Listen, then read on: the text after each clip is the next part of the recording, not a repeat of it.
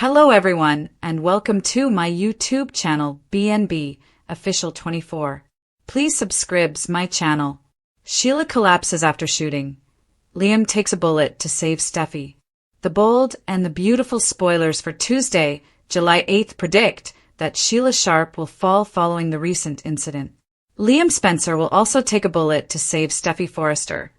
So let's speak about the next drama on Tuesday's BNB episode. Sheila attempted to take Luna Nozawa's weapon, and a bullet was fired at the beach home. It won't be long until it's apparent that Sheila is the one who was injured, as she drops to the floor in medical distress. Steffy will reel when Luna points the gun at her next and threatens to pull the trigger. As for Liam, he has a beautiful phone talk with Hope Logan before sensing something is wrong at the beach house.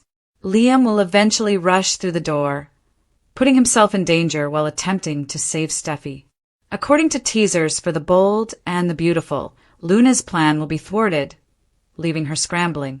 Liam will sustain a gunshot wound, but there will be a third victim in the midst of the chaos.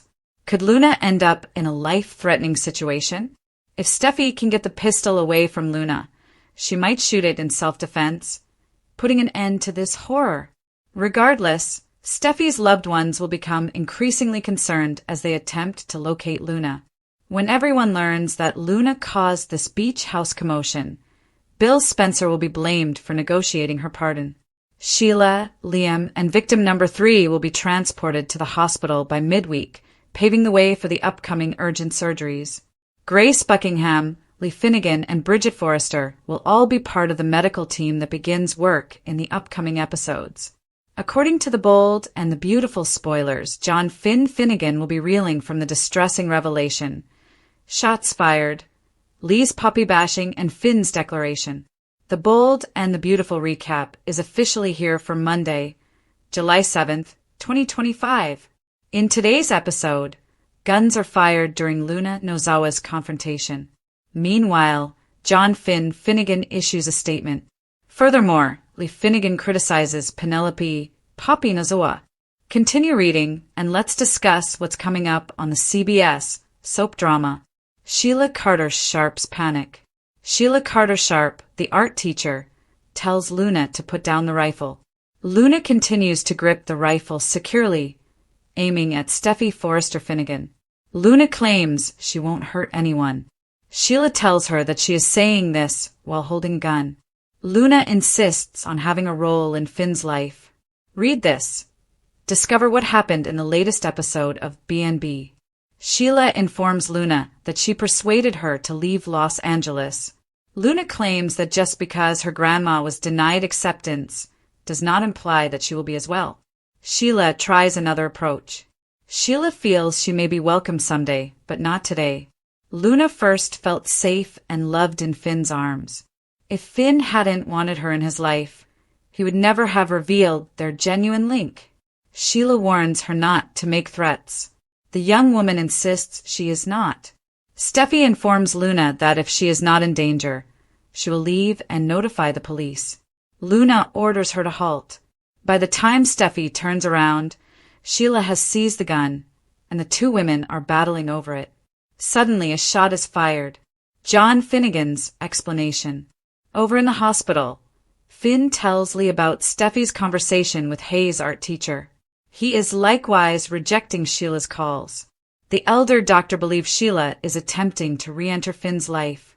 Lee ranks Sheila as the world's worst mother, alongside Poppy. Bashing Poppy Nozawa. Lee is weary of Finn and Poppy. No wonder her sister had a monstrous child like Luna. They both agree that Finn must protect his family from Luna. Finn feels bad about not being able to protect Luna as she grew up.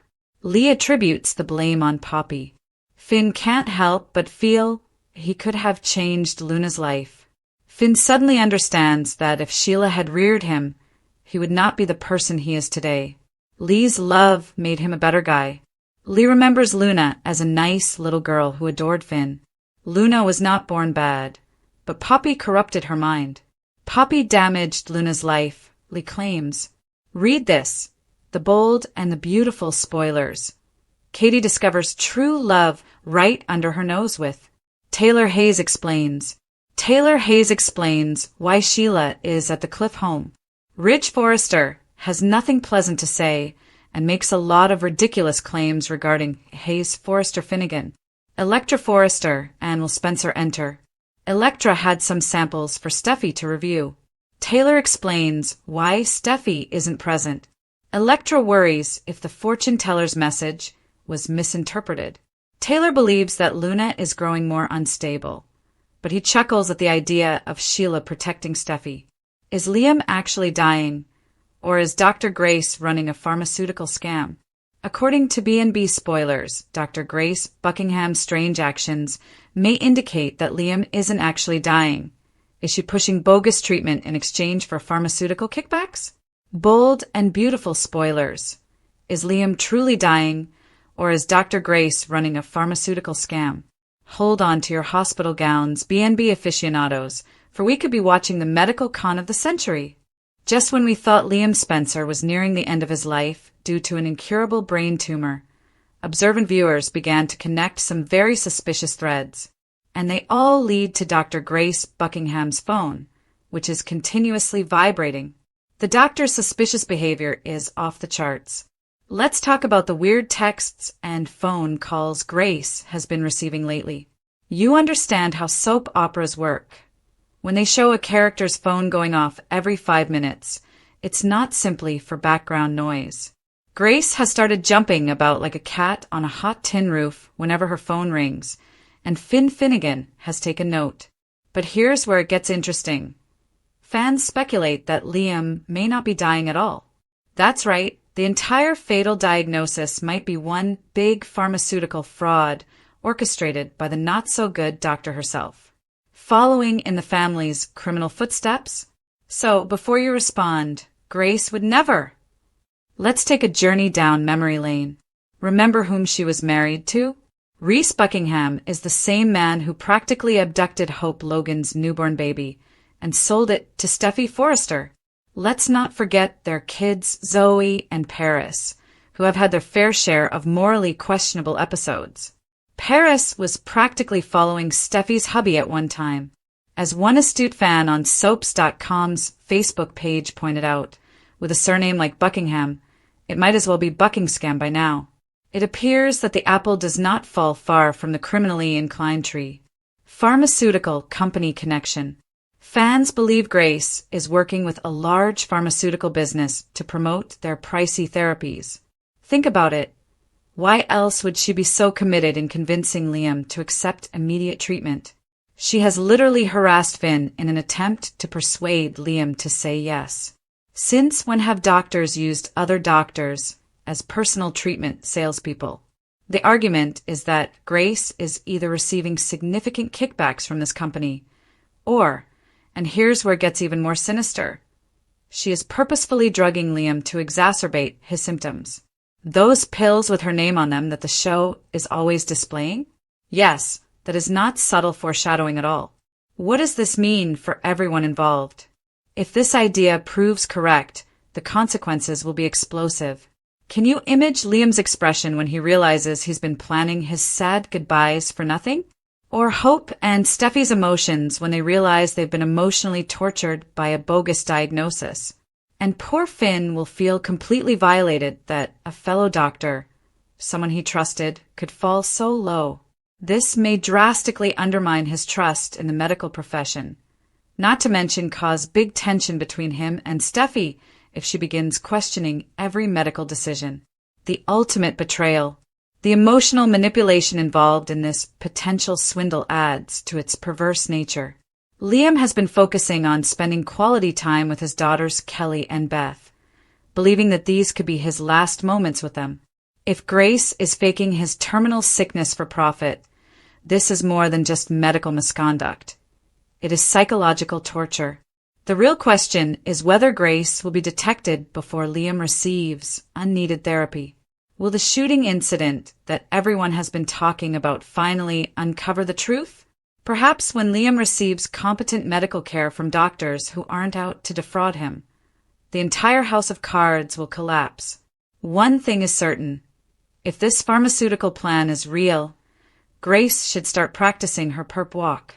Because, unlike her ex-husband Reese, who was able to depart the country following his baby-selling scandal, Grace may not be as fortunate. The Forresters and Spencers never forget, and they certainly never forgive medical deception that jeopardizes their loved ones' lives. The air crackled with terror and betrayal as a gunshot shattered the beach house's delicate calm, sending shockwaves through everyone connected to the twisted Forrester-Spencer-Nozawa web. Luna Nozawa, overwhelmed by pain and broken by rejection, stood shaking with the revolver still warm in her fingers as her grandma, Sheila Carter Sharp, dropped to the floor in a quick, horrible heap of flesh and blood. Steffy Forrester gasped, her voice choked with astonishment, staring at the fallen matriarch, a woman both feared and detested, who was now writhing in anguish. But the pandemonium wasn't over. Luna, wide-eyed and drenched in adrenaline, turned her gun on Steffy next, her trembling fingers tightening, her eyesight obscured by years of abandonment, guilt, and the smothering grasp of unrequited belonging. "You took everything from me," Luna said hoarsely, ignoring Steffy's soft, soothing pleadings. Just outside, Liam Spencer was on the phone with Hope Logan, telling her how happy he was of their co-parenting, completely ignorant that fate had just grabbed a gun. As he hung up the phone, a weird dread crept up his spine, a gut instinct sharpened by years of drama and calamity. He dashed through the beach house door, just in time to hear Luna scream at Steffy and raise her weapon. "No," Liam exclaimed, diving between them. Another shot sounded out, a second bullet, a second victim, as Liam collapsed to the ground, blood soaking through his shirt. Steffy yelled. Luna shouted. Sheila grumbled. The terror had grown beyond comprehension. Sirens in the distance announced the impending reckoning. Luna, disoriented and disturbed, stared at the blood on her hands, Liam's blood, as Steffy ran to his side, sobbing. "Stay with me, Liam," she implored, hugging him. His lips parted. "I had to protect you." Before his eyelids closed sleep, Sheila gasped for air as she lay on the floor, her palm grasping the rug's fabric beneath her. "This wasn't supposed to happen," she said. The third fatality, who had yet to be identified, was still slumped behind the art studio wall, a mysterious figure left off-screen, implying a secret casualty that would eventually rock the painting. Luna attempted to leave, but her legs gave out and she slumped on the floor, surrounded by sirens, sobbing, and screams. It was over, or so they thought. Pandemonium broke out at the hospital as EMTs hauled in the wounded. Dr. Grace Buckingham, who was already under investigation for her questionable pharmaceutical transactions, took the lead, her hand steady but her phone constantly vibrating in her lab coat pocket. Finn Finnegan, divided between his responsibilities as a doctor and his grief as a son and spouse, landed in a conflict zone. "What the hell happened?" he exclaimed. Lee Finnegan tightened her teeth, crossed her arms, and stared at Grace. This would never have happened if the Nozawa girl had been imprisoned. And don't get me started on Poppy. Meanwhile, Bridget Forrester scrubbed in, bringing Sheila into surgery with a mix of trepidation and determination. Across the hall, Liam was preparing for emergency trauma intervention, clutching Kelly's photo in his hand. Steffy paced outside, blood on her top, frightened by his final words and unsure whether he would ever wake up. Back at the Cliff home, Taylor Hayes told Ridge what she knew. Sheila was there to protect Steffy, she added. I know it sounds insane, but she tried to stop Luna. Ridge, enraged, disregarded it as madness. Sheila does not rescue lives, Taylor. She murders them. Electra Forrester and Will Spencer had just arrived for a conference and were taken aback by the news. Maybe that psychic was right, Electra said quietly. The storm is Luna. Meanwhile, back at the hospital liberated Poppy. You've raised a sociopath. You poisoned the youngster. And now my family is bleeding for it. Poppy remained mute and pale, fearing it was true. Finn grappled with emotions he wasn't sure how to process. His biological mother was struggling for life. His adoptive mother was furious. His wife witnessed another shooting. And Luna, the half-sister he had previously regarded as delicate and pure, was now a shooter in a headline. "This is my fault," he mumbled. Lee slapped the table. "No, that's hers. That woman, Grace Buckingham, has been manipulating this from the beginning." And with that, the real twist began. As the doctors attempted to resuscitate Liam, a deeper mystery emerged. Grace's questionable pharmaceutical connections came to light. Several viewers noted her uneasy stares in an earlier episode, text messages from an unknown number, and the persistent push to expedite Liam's treatment. Could it be that Liam was never dying at all, and that his terminal diagnosis was a pharmaceutical ruse designed to coerce him into taking an experimental medicine that would eventually be marketed under his name? And now, the same man was clinging to life for real, thanks to a bullet that wasn't part of any con. A genuine wound for a man who may have been faking death all along. Hope Logan, who went to the hospital after hearing the news, saw the sad irony. "He survived so much," she wailed. "How is this the end?" Grace skirted inquiries when Finn eventually confronted her. "Tell me the truth," he commanded. "Were you working with that medicine company?" Grace's eyes fluttered. "This isn't the time, Finn." He slapped his hand against the counter. "No, Grace. You are either with us or just like your ex-husband, a scammer with a stethoscope." Meanwhile, Bridget's crew ran into problems with Sheila. The bullet grazed her lung, but pieces remained close to her heart. "She is crashing," a nurse yelled. Lee looked through the window with icy eyes. "Let her," she said under her breath. But fate was not finished. Luna collapsed and was wheeled into another operating room. "Possible overdose," someone exclaimed. "Or psychotic break." The girl who previously craved Finn's love was now sedated, restrained, and whispering to no one. "He'll love me," he said, "so—" Poppy attempted to approach her, but was pushed aside. "You don't get to touch her," Lee growled. "You did this." As Tuesday's episode concludes, no one is safe from the consequences. Bill Spencer rages when he learns that his influence helped get Luna's pardon approved. "This is on me," he growls, breaking a glass. Brooke Logan consoles Hope, who is clinging to her mother and crying. Ridge tries to comfort Steffy, but she can barely talk. "He saved me," she finally admits. "He threw himself in front of me like a hero from a movie." Taylor, fatigued and terrified, looks out at the waves. "We will never be able to escape this," she says quietly. "The family. The curse." The mysterious third victim is revealed in the preview for Wednesday's episode, and everyone is taken aback. "It can't be," Finn replies, eyes wide as a stretcher passes by.